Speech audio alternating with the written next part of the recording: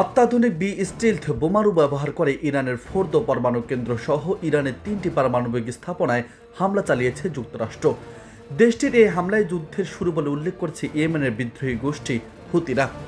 হুতিদের রাজনৈতিক ব্যুরোর সদস্য মোহাম্মদ আল ফারা দাবি করেছে, ইরানের পারমাণবিক স্থাপনায় যুক্তরাষ্ট্রের হামলা যুদ্ধের সমাপ্তি নয়, বরং এটি যুদ্ধের সূচনা। এক বিবৃতিতে তিনি বলেন, ট্রাম্প দ্রুত শত্রুতা শুরু করে যুদ্ধের সমাপ্তি চান বলে মনে হচ্ছে, কিন্তু এখানে সেখানে পারমাণবিক স্থাপনা ধ্বংস করা যুদ্ধের শেষ নয়, এটি শুরু। তিনি আরও বলেন, আঘাত করে পালিয়ে যাওয়ার সময় এখন শেষ। এর আগে হুতিরা জানায়, যুক্তরাষ্ট্র যদি ইসরায়েলের সঙ্গে মিলে ইরানের হামলায় যোগ দেয় তবে তারা লোহিত সাগরে মার্কিন জাহাজে হামলা চালাবে।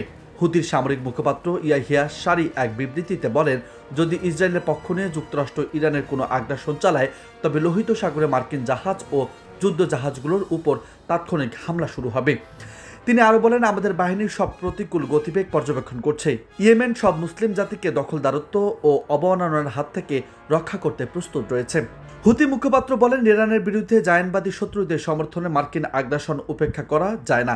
এর অর্থ আমাদের জাতির স্বাধীনতা, স্বনির্ভরতা ও মর্যাদা কেড়ে নেওয়া, এটিকে দাসত্বে পরিণত করা, অপমান করা, পরিচয় বিকৃত করা, মাতৃভূমি দখল করা, সম্পদ লুণ্ঠন করা তাদের মূল উদ্দেশ্য।